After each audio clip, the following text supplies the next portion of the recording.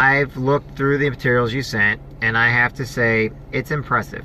We like it and we like you. We are definitely interested in these possibilities. Jackson's heart leaped. He nearly leaped to right out of his chair. Impressive. We like it and we like you. Wow. Then his head caught up. Hang on. Did she just say definitely, possibly? Wasn't that sort of like saying for sure, maybe? We think Angel's clothes and fur could sit very comfortably on our shelf, Miss Waters was saying. Just 2 points. You need to supply us on a national basis, of course. And we would want it to be an exclusive arrangement. Jackson's heart stopped. National. National, exclusive. National distribution.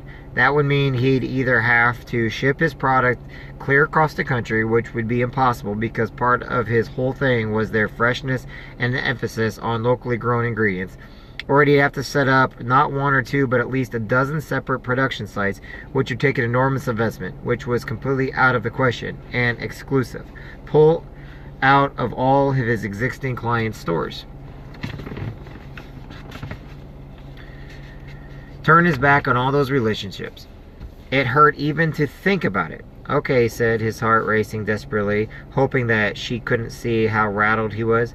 See, I was hoping to start out going into stores in 4 states, maybe 5. I mean, that's what we're geared for at the moment. I understand, she said, but you understand we're a national trade, providing only the purest, only the best in these 5 states over here, but not in those 5 states over there. Well, would that be fair to our customers? Jackson felt his face flush. Would that be a rhetorical question? He wanted to say, but he bit it back. Instead, he just sighed. Silently, he hoped. No, of course, I see your point, but I don't see how. He stopped. How did he plan to finish that sentence? The silence in the room felt positively chilly. He had to say something, but he didn't dare explain his actual situation. Revenue from those early clients had allowed him to take over an old out-of-business diner with his own industrial kitchen. He had built out his pet food line and extended his sales to stores across the state. To extend that reach farther to cover 3 states, well, parts of 3 states, he'd had to set up a whole new separate production facility in the next state over so he could keep to his standards of freshness and local supply.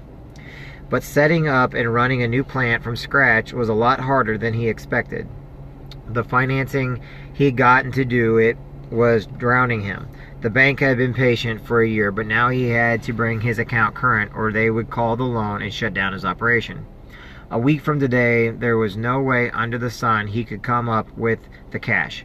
But if he could show up with a large purchase order from a major national company, he was betting that would halt the process and keep his doors open. A contract with Miss Waters' company, in other words, might just save him from going under. And at that thought, an idea slipped into his mind, so quietly that it took him a moment to realize it was sitting there waiting for him.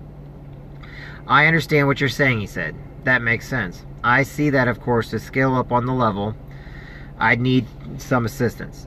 For the first time since his meeting had begun, Miss Waters looked ever so slightly taken off balance. Assistance? Well, said Jackson, the entire continental United States, that's a good deal of territory. Our whole thing is fresh and local. That's more or less the heart of the brand you'd be featuring on your shelves. We need to put it in place a network of kitchens, production centers. We have several now. He had 2, barely, to supply nationwide. We need to set up, a dozen more around the country. I'd expect a dozen at least. That'd take a little financing. He tried to say this all in an entirely neutral, casual tone. Oh, sure, a dozen plants across the country. What was he planning to do anyway? A little financing? Just saying the words nearly gave him a heart attack. I don't mean you'd provide actual funding, he added. That would have to come from my own sources, obviously. But I've never gone into anything on this scale before. The only way it would work, I expect, would be with someone big, someone like Smith & Banks, underwriting it. Guaranteeing the loan, I mean. Miss Waters regarded him with an appraising look. Right, well, I can certainly run that past the corner office. See what they say. But to be honest, Mr. Hill, I don't promise they'll be friendly about the idea. Another chilly silence. Also, you said an exclusive. She raised her eyebrows as if to say, yes. That's a tall order right now. I supply a lot of stores in our area. She said nothing, and a lot of these small stores, these aren't just clients, they're friends, people I've known for years, and without whom his business would never have gotten off the ground. he could have added. Of course, she said, you've got an existing pipeline agreement and contracts. We assume there'd be a transition period, time for you to fulfill your current obligations and gracefully withdraw from future commitments. Work up new marketing collateral for our stores and so forth. Say 3 months?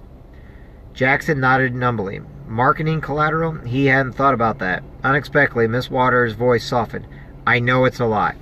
She was silent again for a moment, though this time, somehow, the silence did not feel so chilly. Tell you what, Mr. Hill, she said after another moment, why don't you go back and talk with your people, see what you might be able to work out, and I'll go speak with the corner office here and about that underwriting idea. And then we'll meet again, okay? Say next Friday, a week from today. A week from today, exactly. The words that Bank offered had spoken to him that morning, only without the question mark. He stood up, reached over a desk, and shook hands.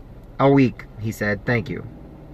You've got this, Jackson, he told himself as he slipped past Maribel's desk with a nod and mouth thank you. She was on the phone and showed him out the door. You are a successful businessman. You're going to close this deal. But it didn't feel like he was going to close this deal. And he didn't feel like a successful businessman. He felt like a man who just had been seen by the executioner. Gillian will be the next one. We'll read it tomorrow. I'm going to push stop and we're going to start the next book. If I can.